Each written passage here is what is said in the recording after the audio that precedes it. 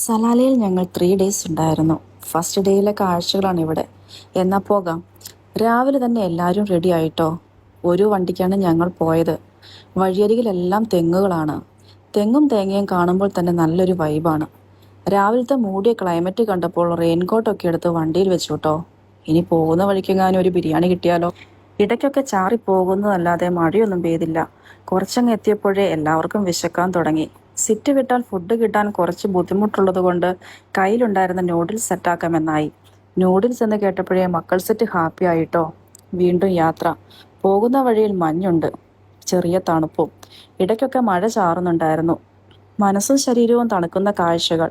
നാട്ടിലെത്തിയ ഒരു ഫീലായിരുന്നു. മലയും കാടും കോടയും നല്ല രസമാണ് കാണാൻ.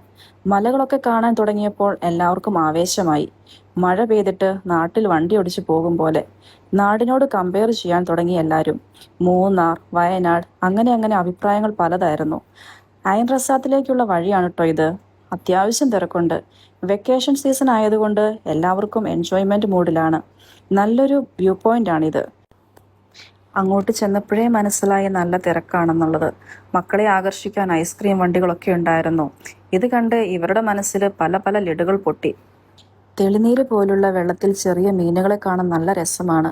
ചില കുട്ടികൾ ഇതിൽ ഇറങ്ങുന്നുണ്ട് കേട്ടോ. ഞങ്ങൾ മീൻ കുഞ്ഞുങ്ങളെയൊക്കെ കണ്ട് അങ്ങനെ നടന്നു. ഈ കാണുന്നത് ഒരു മലയാണ്, പക്ഷേ അതിനുള്ളിൽ എന്താണെന്ന് അറിയില്ല. എല്ലാവരും സ്റ്റെപ്പ് കയറി പോകുന്നതും ഇറങ്ങി വരുന്നതും കാണാം. അത് കണ്ടപ്പോൾ ഷോയ്ക്ക് ഇൻട്രസ്റ്റ് ആയി. കൂടെ മക്കൾ സെറ്റും കൂടി. വീഡിയോസ് എടുക്കണമെന്ന് ഏൽപ്പിച്ചിട്ട് അവർ പോയിട്ടോ. അവിടെ ഒരു കോഫി ഷോപ്പാണെന്ന് മനസ്സിലായി. പൊതുവെ എക്സ്പെൻസീവ് ആയിരിക്കുമെന്ന് തോന്നി. എവ്ലിയുടെ കുറച്ച് ക്യൂട്ട്നെസ് ഒക്കെ അവിടെ വാരി വിതറിയിട്ട് അവർ തിരിച്ചു പോന്നു. അടുത്ത പ്രോഗ്രാം എന്തെന്നുള്ള ആലോചനയാണിത്. ഇതിനിടയിൽ പിള്ളേരൊന്ന് പിണങ്ങി. പാർക്കിൽ കളിക്കാൻ പറ്റാത്തതിന്റെ സങ്കടം കുതിരസവാരിയിൽ തീർത്തു. അവിടെ ഒരു കുഞ്ഞു കുതിരയുണ്ടായിരുന്നു കേട്ടോ. പിള്ളേർക്ക് ഭയങ്കര സന്തോഷമായി അതിന്റെ പുറത്ത് കയറി സവാരി നടത്തിയപ്പോൾ. പക്ഷെ അപ്പൂസ് പിണങ്ങി. ലാസ്റ്റ് അവൻ ആ കുതിരക്കുഞ്ഞിനെ വീട്ടിൽ കൊണ്ടുവരണമെന്നായി. എന്തൊക്കെയോ പറഞ്ഞ് സമാധാനിപ്പിച്ച് എല്ലാരെയും പിടിച്ച് വണ്ടിയിലിട്ട് ജിജോ ചേട്ടായി വണ്ടിയെടുത്ത് അടുത്ത സ്ഥലത്തേക്ക് പോയി. ഇത് അയനത്തുമ്പിലേക്കുള്ള പോക്കാണ് കേട്ടോ. ഫേമസ് ആയിട്ടുള്ള വാട്ടർഫാൾസ് ഉള്ളത് ഇവിടെയാണ്. ചുറ്റിലും നോക്കിയ നല്ല പച്ച പരവതാനി വിരിച്ച പോലെയാണ് കാണാൻ സാധിക്കുക. അതിന്റെ ഇടയിലുള്ള റോഡുകൾ കാണുമ്പോൾ വല്ലാത്തൊരു ഫീലാണ്. ജിജോ ചേട്ടായിയുടെ നേതൃത്വത്തിൽ ആദ്യം കണ്ട വെള്ളച്ചാട്ടത്തിന്റെ അടുത്തേക്ക് എല്ലാവരും ഓടി. ജിസ്മിൻ ചേച്ചിയാണ് ഞങ്ങളുടെ വീഡിയോഗ്രാഫർ. ചെറിയൊരു വെള്ളച്ചാട്ടം. ഇവിടെ ഒന്നും ആർട്ടിഫിഷ്യൽ അല്ല കേട്ടോ. അതാണ് ഹൈലൈറ്റ്. പ്രകൃതിയുടെ വരദാനം എന്ന് പറയാം. അവിടുന്ന് തിരികെ നടന്നപ്പോഴാണ് നാട്ടിലെ കശുമാവും തോട്ടം പോലെയുള്ള ആ സ്ഥലം കണ്ടത്. ചെറുപ്പത്തിൽ കശുമാവിന്റെ കൊമ്പത്ത് കയറി നടന്നതുകൊണ്ടാവാം പെട്ടെന്നൊരു നൊസ്റ്റാൾജി അടിച്ചു. എന്നാ പിന്നെ സ്വന്തമല്ലാത്ത പറമ്പിലൂടെ ഒന്ന് നടക്കാമെന്നായി. നിശബ്ദമായ സ്ഥലമാണ്. എന്ത് രസമാണെന്നോ. ശുദ്ധമായ വായു. മരങ്ങളൊക്കെ ഇങ്ങനെ നിൽക്കുന്ന കാണുമ്പോൾ ഒരു പ്രത്യേക സന്തോഷമാണ്. നിങ്ങൾ വെള്ളത്തിന്റെ ശുദ്ധ സംഗീതം കേട്ടിട്ടുണ്ടോ? കണ്ണടച്ച് കേട്ടു നോക്കൂ.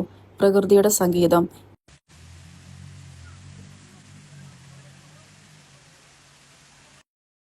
ഇതൊന്നുമല്ല മക്കളെ, ഇതുക്കും മേലെ എന്നും പറഞ്ഞ് ജിജോ ചേട്ടായി മുന്നിലോടി.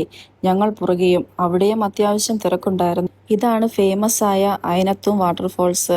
ഖരീഫ് സീസണിൽ മഴ പെയ്യുമ്പോൾ നല്ല നീല കളർ വെള്ളമുള്ളത് ഈ സ്ഥലത്താണ്. വിശ്വസിക്കാൻ പറ്റുന്നില്ല കേട്ടോ. ഈ വർഷം ഖരീഫ് സീസൺ ആയെങ്കിലും മഴ പെയ്യാൻ തുടങ്ങിയില്ല. അതുകൊണ്ട് എവിടെയും വെള്ളമില്ല. ഞങ്ങൾ പോയത് കുറച്ച് നേരത്തെ ആയിപ്പോ എന്നുള്ള നിഗമനത്തിൽ ഞങ്ങൾ അവിടെ നിന്ന് ഇറങ്ങി. പിന്നെ ഒരു കാര്യം, ഈ സ്ഥലത്തെല്ലാം നല്ല മോസ്കിറ്റോ ഉണ്ട് കേട്ടോ. ചെറിയ പ്രിക്ക് പോലുള്ളത്. ചൊറിയാൻ തുടങ്ങിയപ്പോഴാണ് മനസ്സിലായത് എട്ടിന്റെ പണി കിട്ടിയെന്ന്. ഇവിടെയെല്ലാം മോസ്കിറ്റോ ബാറ്റിനുള്ള മെഡിസിൻ വിൽക്കുന്നുണ്ട്. കയ്യിലുള്ള മെഡിസിൻ അപ്ലൈ ചെയ്തിട്ടാണ് ഇറങ്ങിയതെങ്കിലും വലിയ പ്രയോജനമൊന്നുമില്ലായിരുന്നു.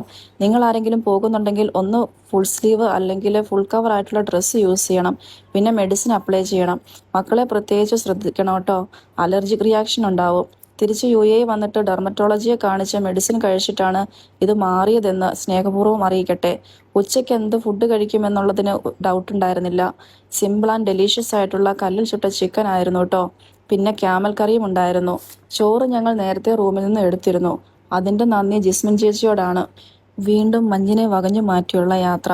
റോഡ് സൈഡിലൊക്കെ ആൾക്കാർ ടെന്റ് അടിച്ച് കൂടുന്നുണ്ടായിരുന്നു. ഞങ്ങൾക്കതിനുള്ള സമയമില്ലായിരുന്നു കേട്ടോ. ഈ കാണുന്ന വഴിയരികിലെല്ലാം ഒട്ടകങ്ങളും അതുപോലെ പശുക്കളും മേഞ്ഞു നടക്കുന്നത് കാണാം. ഇവർക്കൊന്നും ഒരു പേടിയില്ല. വണ്ടികൾ വരുന്നത് കണ്ടിട്ടും ഒരു മാറത്തില്ല. നിങ്ങൾ ഈ റോഡ് കണ്ടോ? ബ്ലാക്ക് കാർപ്പറ്റ് വിരിച്ച പോലെ ഇല്ലേ? വേറൊന്നും വേണ്ട. ഇങ്ങനെ കാഴ്ചകളൊക്കെ കണ്ടു പോയാൽ മാത്രം മതി ടെൻഷനൊക്കെ മാറി ചില്ലാവാനായിട്ട്.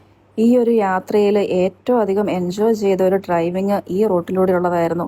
ഇങ്ങനെ കയറി ഇറങ്ങി വളഞ്ഞും തിരിഞ്ഞും ആ രണ്ട് സൈഡിലുള്ള പച്ചപ്പിൻ്റെ ഇടയിൽ കൂടെയുള്ള പോക്ക് ഒരു വല്ലാത്ത ഫീലായിരുന്നു കേട്ടോ അത്. സിംഘോളിലേക്കുള്ള യാത്രയാണിത്.